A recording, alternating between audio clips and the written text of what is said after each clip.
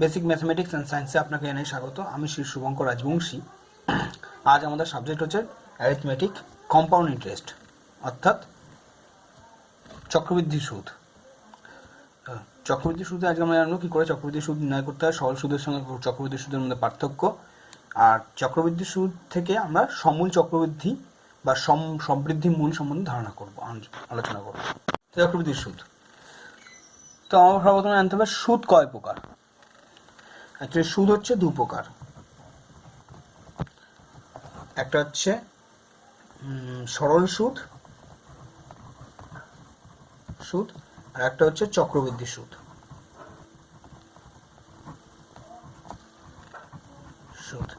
সরল সুদটা কি? সরল সুদ হচ্ছে গিয়ে যখন কেবলমাত্র শুধু আসলের ওপর কোনো রকম সুদ ধার্য করা হবে।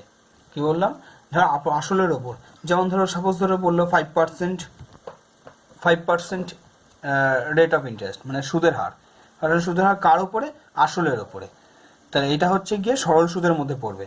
যেখানে যেমন ধরো 100 টাকায় আমার সুদ হচ্ছে 5 টাকা, তাহলে আমার এখানে 100 টাকা হচ্ছে আসল আর সুদের হার 5 টাকা। তাহলে সিমিলারলি একই রকম হবে, তাহলে 200 টাকায় আমার সুদ কত হবে? 5 গুণ 100 টাকা যদি 5 টাকা, তাহলে 200 টাকায় কত হবে? 10 টাকা। ওকে, এই ধরনের সুদটা হচ্ছে সরল সুদের মধ্যে পড়ে। আচ্ছা, যখন আমাদের 1 বছর কমপ্লিট হবে, সাধারণত সুদের হারগুলো কি হয়? একটা নির্দিষ্ট সময়সীমা থাকে। যেমন 5% পার অ্যানাম, অর্থাৎ প্রতি বছর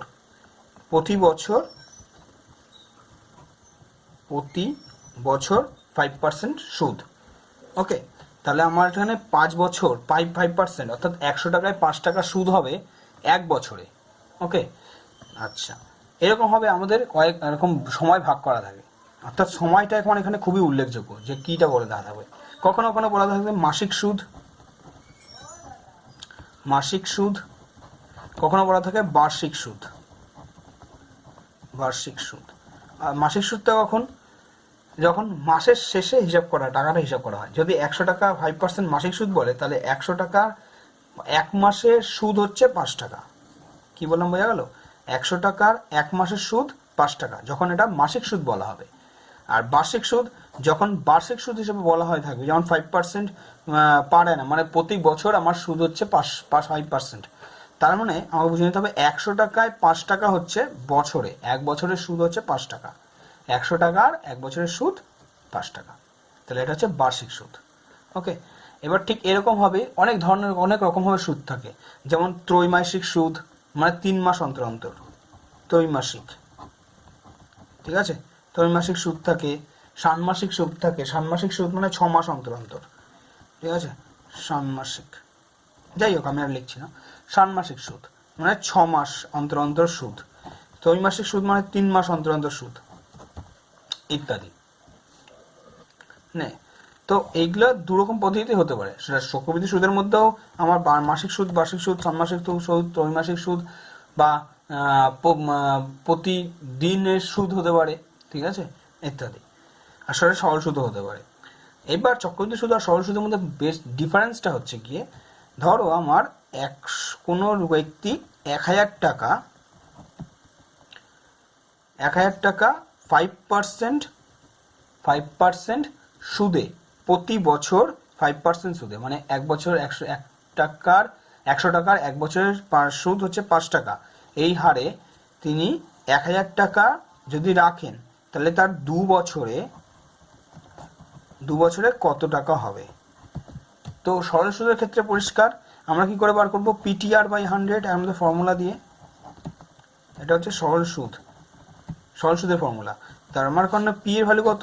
1000, টি এর ভ্যালু কত? টাইম 2 বছর, আর সুদের হার কত? 5% বাই 100। তো এটা দিয়ে আমি হিসাব করলে দেখো পাচ্ছি আমি 5 দুগুণে 10, 10 100, অর্থাৎ 100 টাকা পেলাম। এটা আমার সরল সুদ। তার সুদ 100 টাকা, আর আমার আসলটা হচ্ছে, যদি আমাকে সুদ আসল বলে, 2 বছরের সুদ আসল কত, তাহলে আমার হবে 1000 প্লাস 100, এটা হচ্ছে অর্থাৎ 1100 টাকা। এটা কি? সুদ আসল।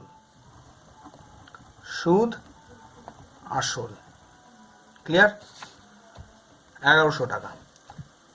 কিন্তু এবার যদি বলে চক্রবৃদ্ধি সুদ, এটা গেল সরল সুদ, সরল সুদ, ঠিক আছে। কিন্তু আমাকে যদি বলে চক্রবৃদ্ধি সুদ,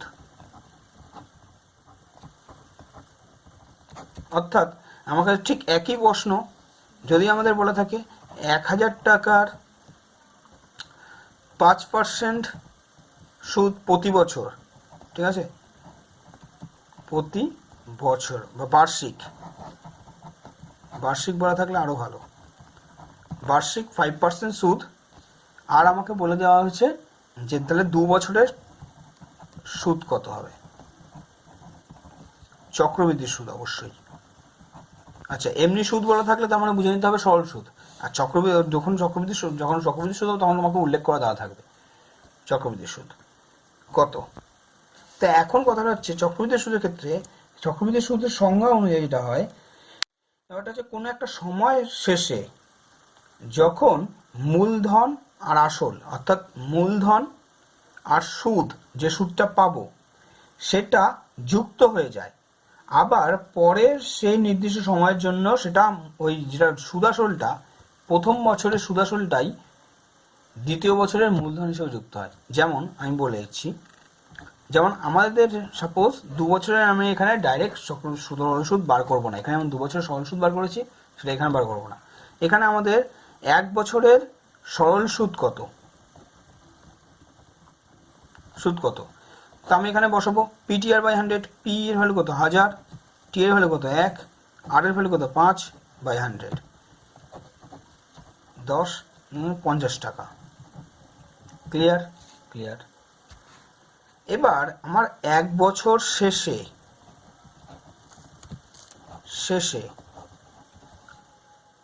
সুদাসল কত,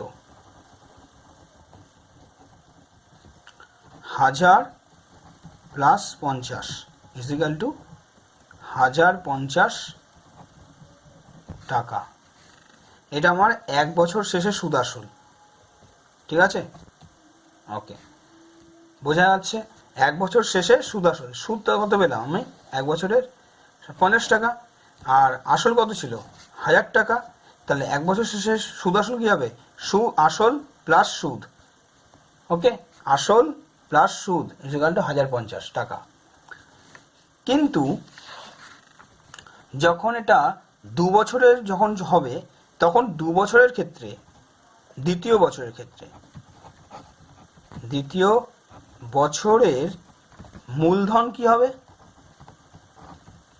মূলধন অর্থাৎ আসল, ব্র্যাকেটে লিখে দিচ্ছি, মূলধন অর্থাৎ আসল কত, তখন কিন্তু এখানে আর 1000 টাকা থাকবে না, তখন সেটা হবে 1050 টাকা।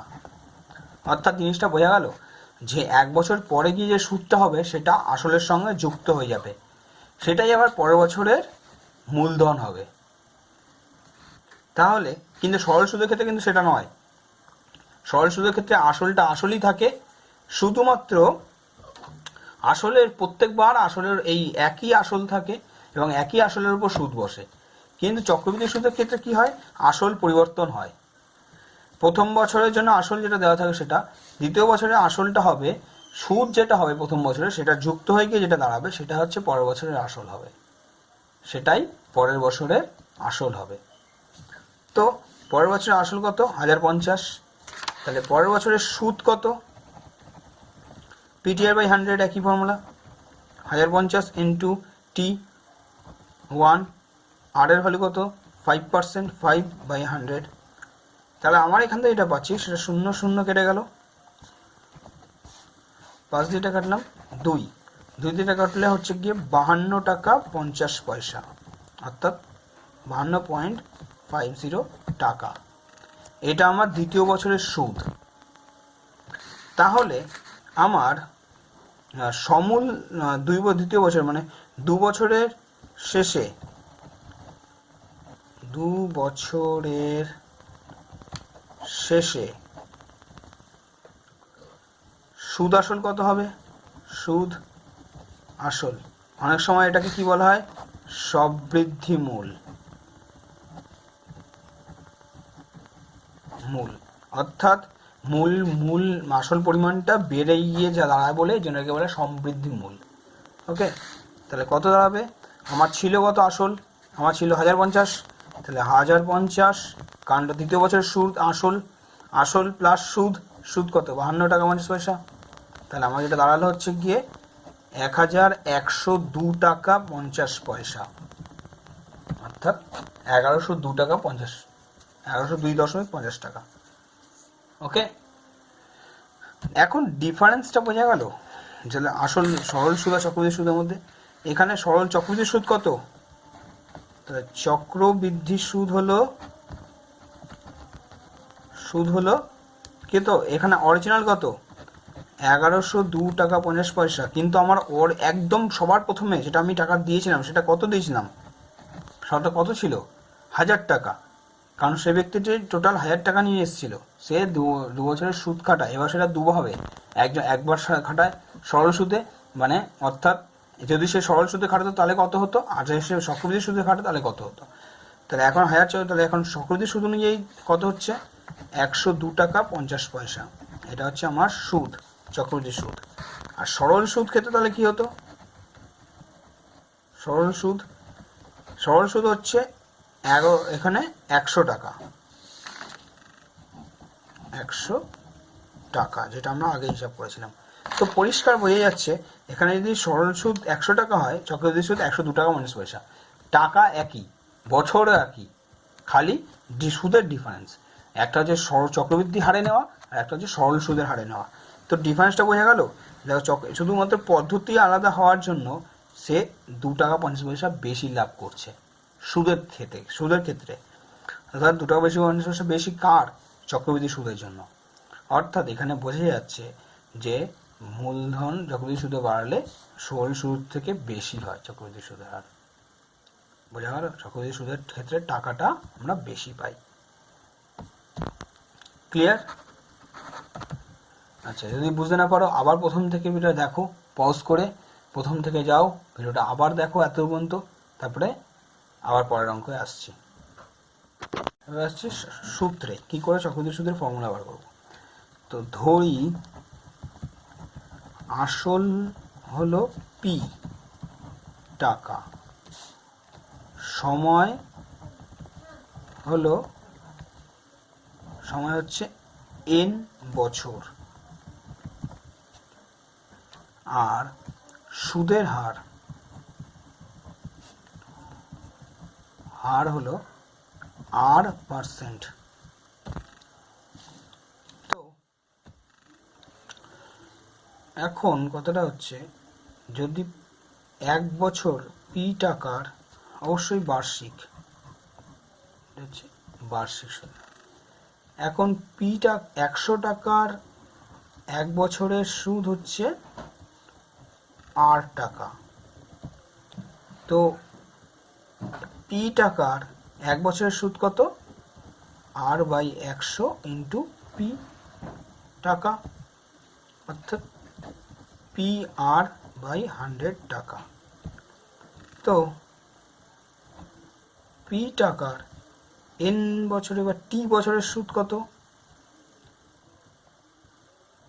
বছরের সুদ হবে? তাহলে এখানে PR/100 into T equal to PTR/100 গেল। এটা কি সূত্র? এটা সরল সুদের ক্ষেত্রে। তো পরিষ্কার, আমি কি বলেছিলাম, টি বছর না দিয়ে যদি আমি 1 বছরের ক্ষেত্রে কি হয়, সরল সুদ চক্রবৃদ্ধি সুদ সমান হয়। তো এবার চক্রবৃদ্ধি সুদের ক্ষেত্রে যদি আমি আসি, তাহলে পি টাকার 1 বছরের সুদ কত? সুদ হচ্ছে PR/100 টাকা। ওকে, তাহলে দ্বিতীয় বছরের,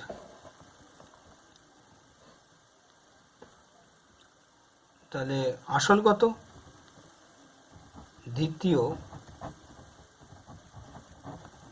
দ্বিতীয় বছরের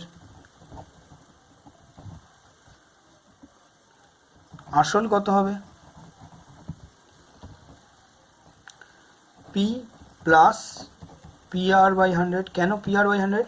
কারণ এখানে আসল সুদটা যোগ হয়ে যায়, চক্রবৃদ্ধি সুদের ক্ষেত্রে আসলের সঙ্গে সুদটা যোগ হয়ে যায়, যোগ হয়ে গেলে তাহলে যেটা দাঁড়ায় 100। আচ্ছা, তো আমি এটা P কমন নিলাম, তাহলে এখানে 1 প্লাস R/100 দাঁড়ালো এত টাকা। এখন দ্বিতীয় বছরে যদি আসল এটা হয়, তো দ্বিতীয় বছরের সুদ কত হবে? তাহলে সেক্ষেত্রে সুদ,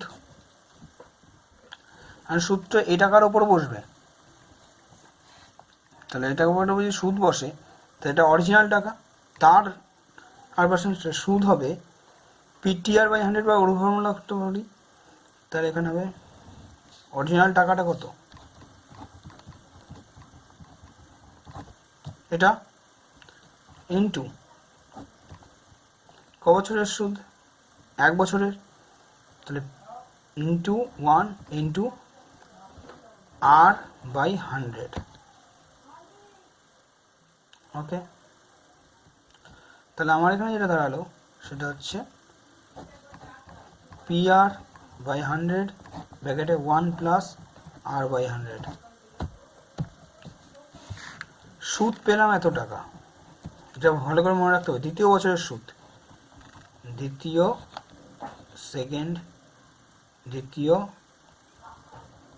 বছরের সুদ। আচ্ছা, দ্বিতীয় বছরের শেষে আর সুদ আসল কত? তাহলে সুদ আসল হবে,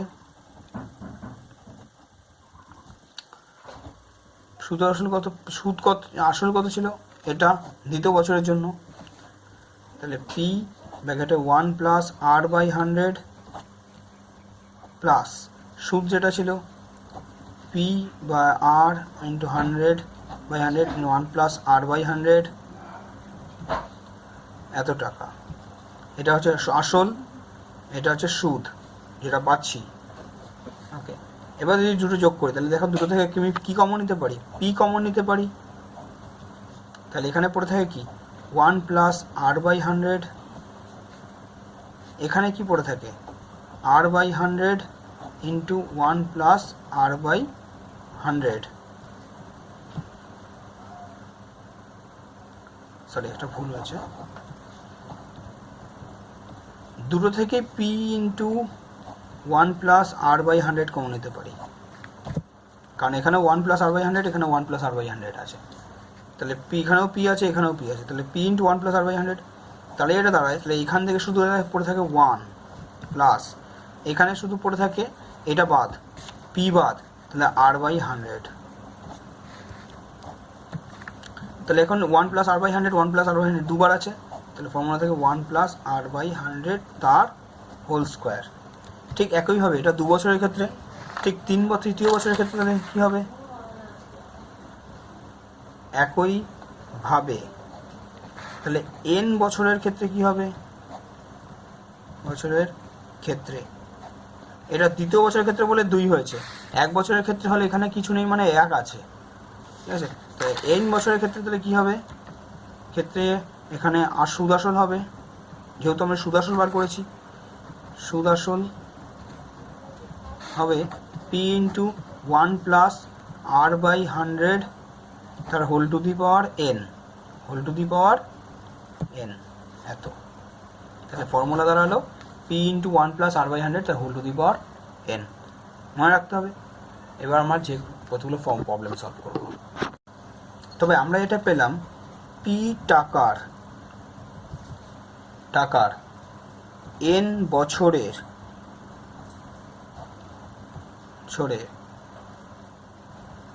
বার্ষিক R% চক্রবৃদ্ধি সুদে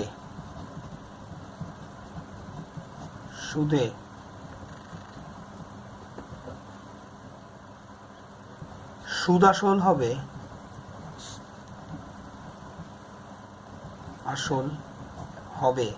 সুদ আসল অর্থাৎ অ্যামাউন্ট হবে A equal to P into 1 plus R/100 তার whole to the power n। Formula হচ্ছে P ইন্টু 1 প্লাস R/100 তার whole to the power n। এবং সুদ হবে, সুদ অর্থাৎ এখানে চক্রবৃদ্ধি সুদ বোঝাচ্ছে আই।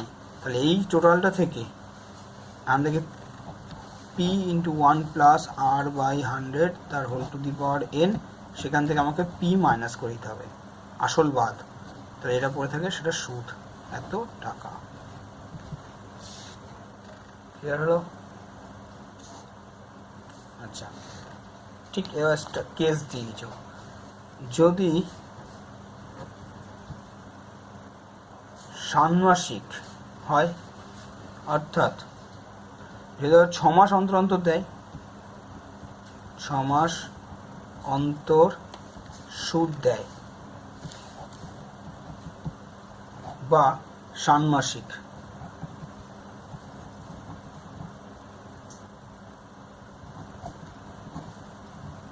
ষান্মাসিক, তবে সুদ আসল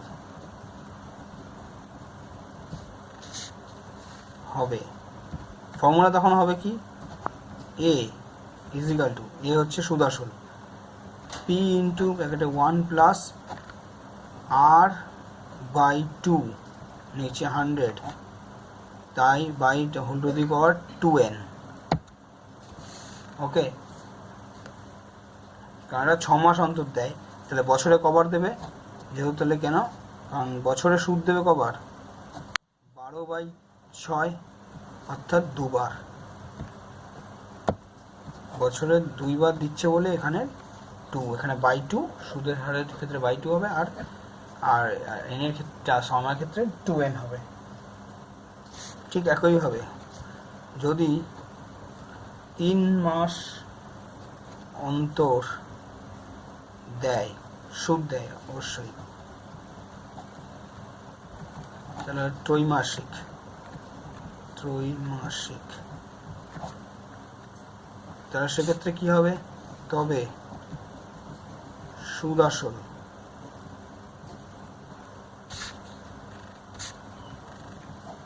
হবে, a equal to P into 1+r/4 by নিচে 100, তার whole to the power 4n।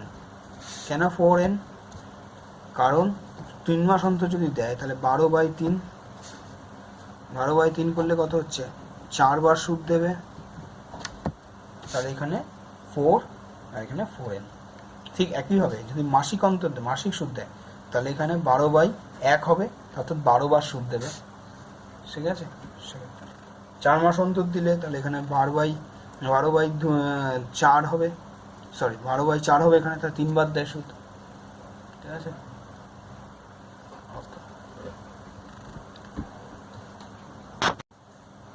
Suppose আমাদের কাছে একটা অঙ্ক আছে, 5,000 টাকার বার্ষিক 8% চক্রবৃদ্ধি সুদের হারে 3 বছরের সমূল চক্রবৃদ্ধি কত, 3 বছরের সমূল চক্রবৃদ্ধি কত। তো আমার এখানে কি হবে করতে হবে, তাহলে আমি এখান থেকে নেবো কি, আসল কত, সর্বপ্রথমে নেবো আসল, তাহলে এখান থেকে আমার উত্তর শুরু হচ্ছে। তো আমার এখানে আসল কত, আসল হচ্ছে পি 5,000 টাকা, সুদের হার, সুদের হার ব্র্যাকেটে আর হচ্ছে কত টাকা, 8%, 8% হচ্ছে সুদের হার। সময় কত, সময় ব্র্যাকেটে এন হচ্ছে 3 বছর। তাহলে আমরা ডাইরেক্ট ফর্মুলা বসাবো, সুতরাং সববৃদ্ধি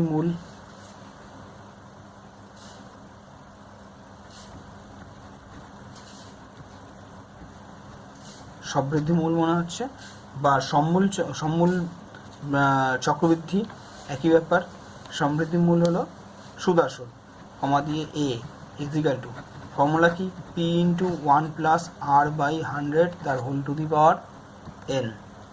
তাহলে এখানে পি এর ভ্যালু কত, 5,000 ইন্টু 1+r এর ভ্যালু কত, 8/100 তার হোল টু দি পাওয়ার 3।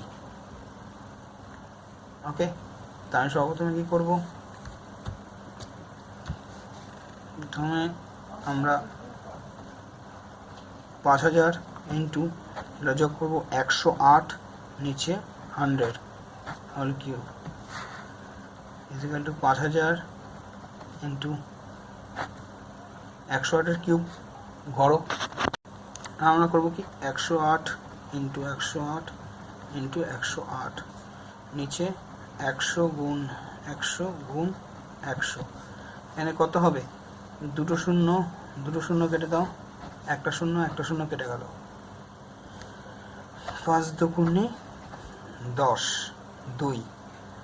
এবার আমরা কি করতে হবে, আমরা কাটাকুটি যদি করি তাহলে আমাদের এখানে 2 দিয়ে গুণ করলে হচ্ছে 54, বাকি 100 দিয়ে ভাগ করে দেবো। তো প্রত্যেকটা প্রথমে 108 ইন্টু 108 গুণ 54 করো, 629856। এটা গুণ করে 108 ইন্টু 108 গুণ 54 করে এটা বেরোলো, বাই নিচে 100 ছিল, তাহলে বিয়োগ করলে ভাগ করলে এটা বেরোবে 6298.56 এত টাকা। ঠিক আছে, 629698.56। তাহলে নিচে উত্তর অ্যান্সার কি লিখবো, তাহলে উত্তর হবে 3 বছরের সমূল চক্রবৃদ্ধি হলো 6298.56 টাকা। ক্লিয়ার? এত পর্যন্ত আমাদের অ্যান্সার। আচ্ছা, একটা জিনিস মনে রাখতে হবে, যদি আমাদের সেটা চক্রবৃদ্ধি সমূল চক্রবৃদ্ধি বললো, যদি আমাদের সুদ বলতো তাহলে এই যে টাকাটা বেরিয়েছে যদি সুদ বার করতে দিত তাহলে এই যে টাকাটা বেরিয়েছে এত পর্যন্ত আমাদের বার করতে হতো, বার করে এখান থেকে অরিজিনাল টাকা কত 5000 টাকা সেটা আমাদের কি করতে হতো, বিয়োগ করতে হতো। বিয়োগ করলে এটা বেরোতো ওই 1298.56 টাকা, তো ওটা হতো আমাদের চক্রবৃদ্ধির সুদ। বোঝা গেল? নেক্সট পরের অঙ্কটা আরও ক্লিয়ার হবে। নেক্সট আমাদের একটা অঙ্ক আছে, ছন্দা দেবী 8 বার্ষিক 8% সরল চক্রবৃদ্ধি সুদের হারে কিছু টাকা 2 বছরের জন্য ধার করেন। চক্রবৃদ্ধি সুদের সুদ যদি 2496 টাকা হলে ছন্দা দেবী কত টাকা ধার করেছিলেন? তো আমার এখানে কি দেওয়া আছে, আমাকে এখানে আসল দেওয়া নেই। অঙ্কটা আবার পড়ে নাও। আমাকে বলেছে বার্ষিক সুদের হার 8% আর ক বছরের জন্য, 2 বছরের জন্য। তো আমাকে এখানে যে যে টাকা জিনিসগুলো দিয়েছে সেগুলো প্রথমে আমি লিখিনি, আর আমি কি বলেছিলাম যেটা পাবো না ধার দেওয়া থাকবে না সেটা ধরে নিতে। তা ধরি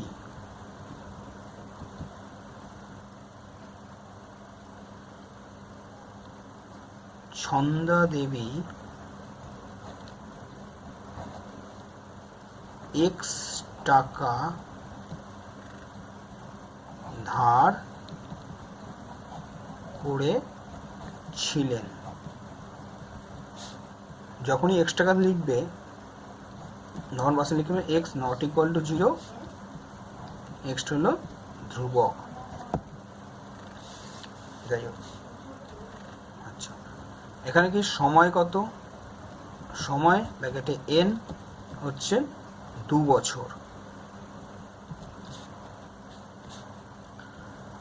আর সুদের হার ব্র্যাকেটে r হচ্ছে 8%।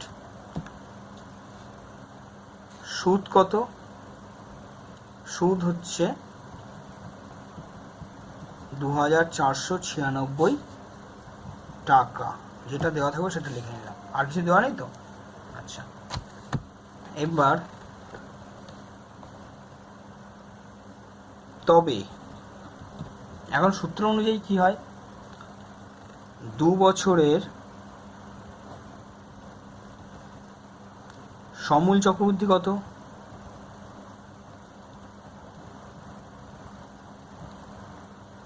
প্রথমে আমি অ্যামাউন্টটা বার করে ফেলি, P into 1 plus R by 100 তাহলে whole to the power N, এটা ফর্মুলা। পি এর ভ্যালুটা কত, এক্স, 1 প্লাস আর এর ভ্যালু কত 8 by 100 whole to the power N এর ভ্যালু কত 2 বছর। এবার এই অঙ্কটা আমি একটু অন্যভাবে করি। আচ্ছা, একটা কাটাকুটি করি, 4 দিয়ে করলে 4 দুগুণি 8, 4 দিয়ে করলে 4 পয়সং 100, তাহলে এক্স ইন্টু এখানে কি হবে 1 প্লাস 25, 2/25, তো যদি আমি একবার লসও করে দিই তাহলে এখানে নিচে 25 আর ওপরে 25 প্লাস যোগ 2 27 তার স্কোয়ার। ভালো করে দেখো তো, 25 2/25 লসও করলে 27/25 হতো। আচ্ছা, এটা 1 নেই, এটা নর্মাল, তাহলে স্কোয়ার। আচ্ছা, তাহলে এটা যদি গুণ করি তাহলে কত হয় 27,729 এক্স বাই 625, এত টাকা। এখন তবে না, তাহলে এখানে লিখবে সুতরাং দিয়ে সুদ কত, তাহলে আমি যে বারবার বলেছি সুদ হচ্ছে এখানে যা টাকা থাকবে আসল, সুদ আসল থেকে সবসময় আসল মাইনাস করতে হবে। তাহলে সুদ হচ্ছে 729 এক্স বাই 625 মাইনাস এক্স, কারণ এক্সটা হচ্ছে আসল, তাহলে এত টাকা। তাহলে এটা বিয়োগ করলে এটা দাঁড়ায়, সেটা হচ্ছে 729 মাইনাস 625। আচ্ছা, 104 এক্স বাই 625 টাকা বিয়োগ করার পর এটা দাঁড়ায়। তাহলে শর্তানুসারে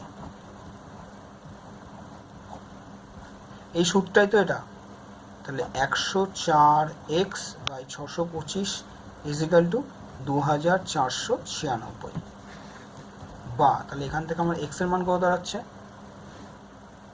2496 গুণ 625 বাই 104। কাটাকুটি করো, কাটাকুটি করে অ্যান্সার দাঁড়াচ্ছে আমার 15,000। তোমরা ক্যালকুলেশন করে দেখো এত টাকা। তো সুতরাং উত্তর কি হবে, সন্ধ্যা দেবী 15,000 টাকা ধার করেছিলেন। ভালো আনসার। সাপোজ আমাদের একটা প্রবলেম হচ্ছে, বার্ষিক 9% সুদের হারে কিছু টাকার 2 বছরের চক্রবৃদ্ধি সুদ ও সরল সুদের অন্তর যদি 129 টাকা 60 পয়সা হলে 129 টাকা 60 টাকা 29.60 টাকা হলে ওই টাকার পরিমাণ বার করো। ওই টাকা মানে আসল টাকার পরিমাণ বার করতে বলেছে। এখন সময় কত 2 বছর, সুদের হার কত 9%। এবারে এটা সরল সুদের ক্ষেত্রেও তাই আর চক্রবৃদ্ধি সুদের ক্ষেত্রেও তাই, খালি আমাকে বলে দিয়েছে চক্রবৃদ্ধির সুদ ও সরল সুদের মধ্যে অন্তর। তাহলে আমাকে এখানে কী করতে হয়, আমাকে একবার এই 9% সরল সুদ আর 2 বছরের হিসাব করে নিয়ে আমাকে একবার প্রথমে চক্রবৃদ্ধি সুদ বার করতে হবে আর একবার সরল সুদ বার করতে হবে, বার করে দুটোর মধ্যে ডিফারেন্স করতে হবে। তো আমি আগেই বলেছিলাম যে চক্রবৃদ্ধি সুদ সবসময় বেশি হয়, তাই আমরা সর্বপ্রথমে চক্রবৃদ্ধি সুদ থেকে সরল সুদ বিয়োগ করবো। তো আমরা সর্বপ্রথমে সরল সুদটা বার করি। তো আমার এখানে অঙ্ক লিখতে হবে, ধরি টাকার পরিমাণ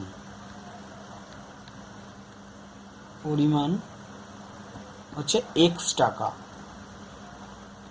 ব্র্যাকেটে এক্স নট ইকুয়াল টু 0 আর এক্স একটি ধ্রুবক, ঠিক আছে। আচ্ছা, আর সময় কত, সময় হচ্ছে ব্র্যাকেটে এন 2 বছর, আর সময়ের পর সুদের হার কত,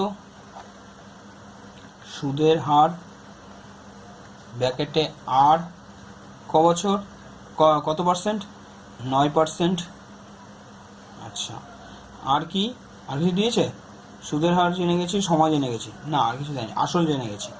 তাহলে হ্যাঁ কি প্রথমে সরল সুদ, সরল সুদ, সরল সুদ কত, ফর্মুলা কি PTR/100, তাহলে পি এর ভ্যালু কত এক্স ইন্টু টি এর ভ্যালু কত 2, আর এর ভ্যালু কত 9/100, তাহলে আমার কত আসছে 2 দিয়ে এটা কাটলে 50, অর্থাৎ 9x/50 টাকা। কোনো অসুবিধে? আচ্ছা, তো প্রথমে হলো সমূল চক্রবৃদ্ধি, সমূল চক্রবৃদ্ধি, সমূল চক্রবৃদ্ধি ভ্যালু কত এ ইজিক্যাল টু কি পি ইন্টু 1+r/100 ফর্মুলা, তাহলে পি এর ভ্যালু কত এক্স, যেহেতু এক্স টাকা হচ্ছে অরিজিনাল, পি ইন্টু 1 + আর এর ভ্যালু কত 9/100, তার হোল টু দি পাওয়ার কত বছর এন, তো কত বছর 2 বছর, 2 হলো। তাহলে আমাদের এটা ফর্মুলা বেরোলো এক্স ইন্টু এখানে কি 109 নিচে 100 তার হোল স্কোয়ার, তার মানে 109 into 109 into X by 100 into 100, তো যেটা দাঁড়ায় সেটা হচ্ছে বাই ক্যালকুলেশন 109 ইন্টু 109 করলে 11881 এক্স, যেহেতু এক্স ছিল, আর নিচে 1 2 3 4 ভাগ করলে 1 2 3 4 1 2 3 4, তাহলে এখানে হবে 1.1881 এক্স, ওকে, এত টাকা। তো এটা গেল সুদ, সমূল চক্রবৃদ্ধি।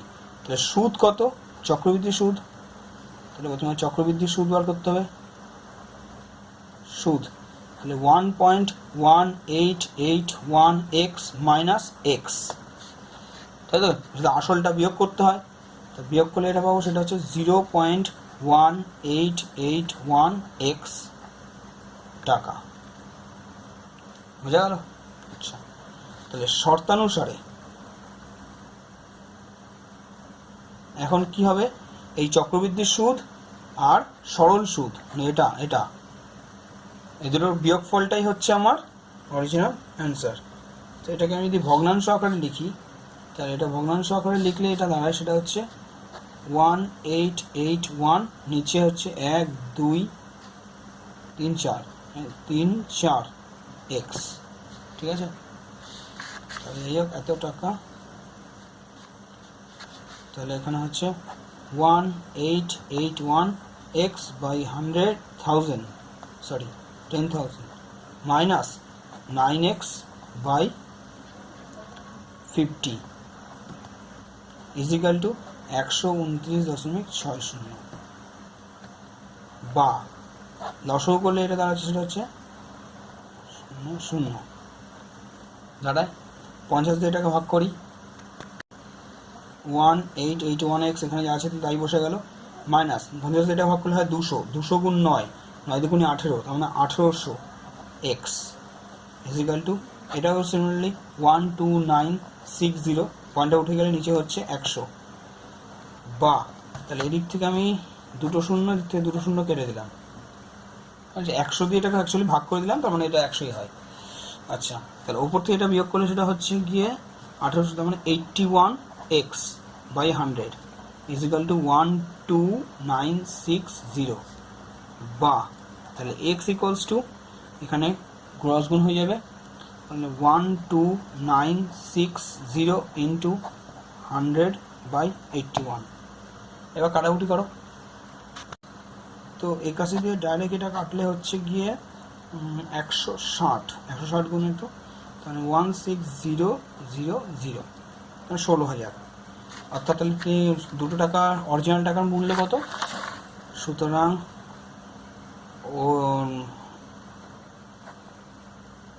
ওই